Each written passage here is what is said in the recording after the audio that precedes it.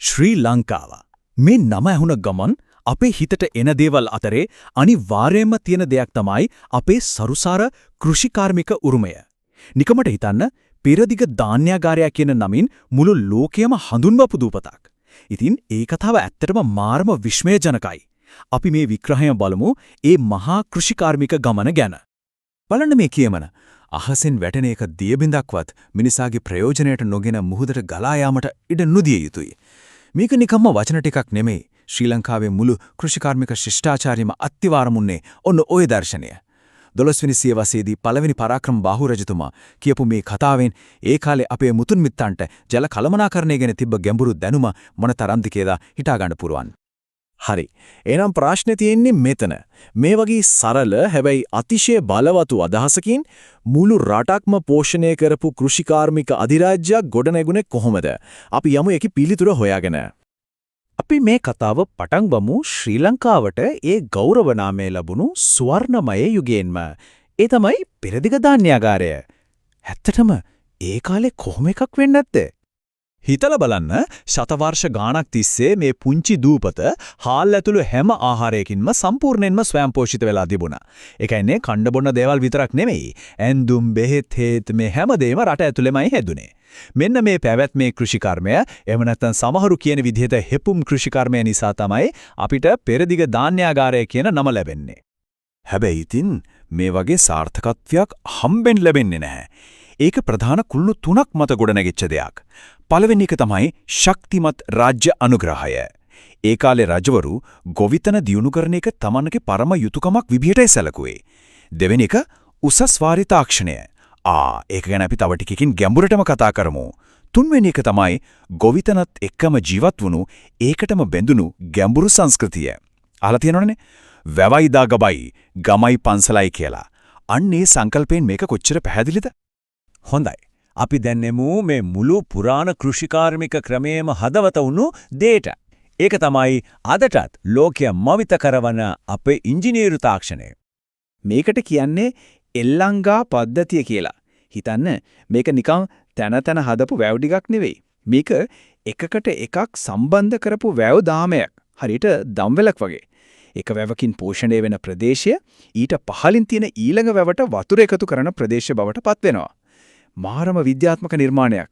මෝසම් වැස්සෙන් ලැබෙන වතුර බිඳක්වත් අපතේ නොයාවා උපරිම ප්‍රයෝජනට ගත්තේ ඔන්න ඔය විදිහට. හරි. දැන් අපි එක ලොකු වැවක් අරගෙන බලමු. ඒකේ ප්‍රධාන කොටස් තුනක් තිබුණා. වැව් බැම්ම, සොරව්ව සහ බිසෝ කොටුව. මේ තුනෙන් බිසෝ කොටුව කියන්නේ ඇත්තටම සුවිශේෂී පුදුම හිතන නිර්මාණයක්. ඒකෙන් කලේ වැවේ වතුරෙන් බැම්මට එන අධික පීඩනය පාලනය කරලා බැම්ම කැඩීගෙන යන එක නවත්තන එක. මේ තාක්ෂණයෙන් පෙන්නනවා අපේ මුතුන් මිත්තන්ට ජල ඉංජිනේරු විද්‍යාව ගැන මොනතරම් ගැඹුරු දැනුමක් තිබුණද කියලා. මේ තාක්ෂණයේ නිර්වද්‍යතාවය ගැන කියනවා නම් හිතන්න තමාරුයි. ධාතුසේන රජතුමා හදපු සැතපුම් 54ක් දිග යෝධයලා තියෙනවනේ. ඒකේ එක සැතපුමකට තියෙන දියබැවුම කීයද දන්නවද? අංගල් 6යි.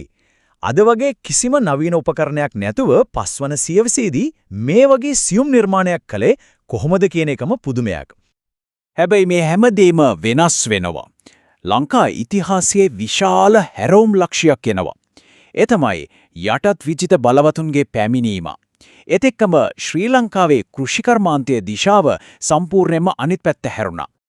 මේ වෙනස එක රැකින් වුණු දෙයක් නෙමෙයි. මුලින්ම පෘතුගීසීන් ආවා. එයාලා අපේ කුරුඳු වගේ දේශීය කුළුබඩු අපනයනය කරන්න පටන් ගත්තා. ඊට පස්සේ ලන්දේසීන් ඒක තව ටිකක් එහාට ගෙනිහින් ලොකුවට kurundi වතු හදන්න පටන් ගත්තා. හැබැයි මේ සම්ප්‍රදායික පැවැත්මේ ගොවිතැන සම්පූර්ණයෙන්ම කඩලා බිඳලා දාලා බ්‍රිතාන්‍ය අධිරාජ්‍යයට සල්ලි හොයන්න යන්ත්‍රයක් වගේ මහා පරිමාණ වතු ආර්ථිකයක් හැදුවේ ඒ බ්‍රිතාන්‍යයන්. මෙන්න මේක තමයි තේරුම් ගන්න ඕන ප්‍රධානම වෙනස. යටත් විජිතයට කලින් අපි ගොවිතැන් කළේ රටේ මිනිස්සුන්ට කන්න. ඒත් යටත් විජිත පාලනයේ යටතේ අපි ගොවිතැන් කළේ අධිරාජ්‍යයට සල්ලි හොයන්න. හාල් වවුපු කුඹුරු වෙනුවට තේ, රබර්, පොල් වගේ සල්ලි හම්බ වෙන භෝග වුණා. එතනදී අපේ ස්වයං පෝෂිත බව නැත්තරම නැති වෙලා අපි ගෝලීය වෙළඳපොලේ එක පුරුකක් බවට පත් වුණා. බ්‍රිතාන්‍ය පාලනයේ බලපෑම හිතනවට වඩා ගොඩක් ගැඹුරුයි. අපේ දේශීය වාරි පද්ධතියකෝ නොසලකා හැරියා නැත්තම් විනාශම කරලා දැම්මා. මුඩු බිම්පනත වගේ නීති ගෙනල්ලා අපේ ගොවියන්ගෙන් යාළගේ ඉඩම් උදුරගත්තා. ඊට පස්සේ ඒ ඉඩම් සොච්චම් ගානකට වතු හදන්න දුන්නා. පුදුමම දේ මොකක්ද දන්නවද?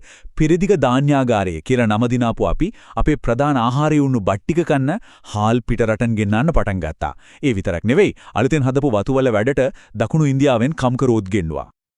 හොඳයි අපි දැන් එමු නිදහසින් පස්සේ යුගයට. මෙතනදිත් කෘෂිකර්මාන්තයේ තවත් ලොකු පෙරලියක් වෙනවා. ඒ තමයි හරිත විප්ලවය.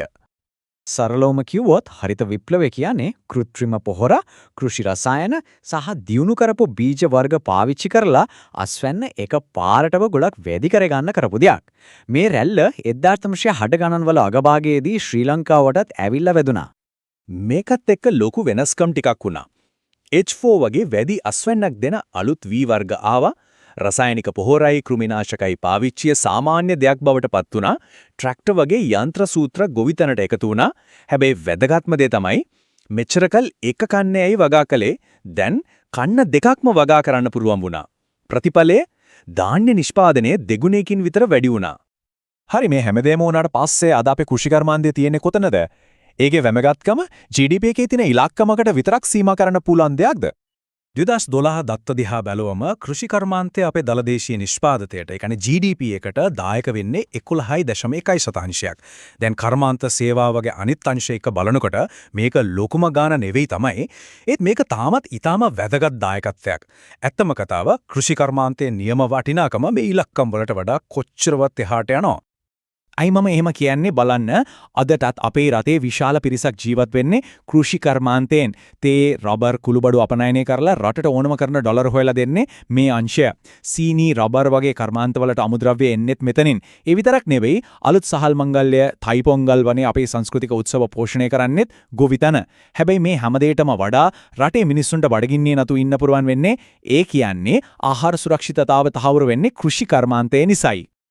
හොඳයි මේ තරම් දිග ගමනක් ආවට පස්සේ අනාගතය කොයි වගේ වෙයිද? අපි බලමු අනාගතයේ බීජ ගැන. පුරාණ වැව් අමුණුවල ඉඳන් අද තියෙන නූතන කෘෂි ව්‍යාපාර දක්වා ශ්‍රී ලංකාවේ මේ කෘෂිකාර්මික කතාව ඇත්තටම එක දෙයක් ගැන කියනවා. ඒ තමයි ඕනම අභියෝගයකට ඔරොත්තු දීමේ හැකියාව, විවිධ යුගයන්ට අනුවර්තනය වීමේ හැකියාව සහ මේ පොළවත් එක්ක අපිට තියෙන ඒ නොබින්දෙන බැඳීම ගැන. ඉතින් අවසාන වශයෙන් හිතන්න දෙයක් ඉතුරු කරනවා. අපේ මුතුන් මිත්තන්ගේ ඒ ගැඹුරු ප්‍රඥාව අද තියෙන මේ නවීන තාක්ෂණයත් එක්ක හරියටම එකතු කරන්න පුළුවන් වුණොත් ඊළඟ අස්වැන්න මොන වගේ එකක් වෙයිද?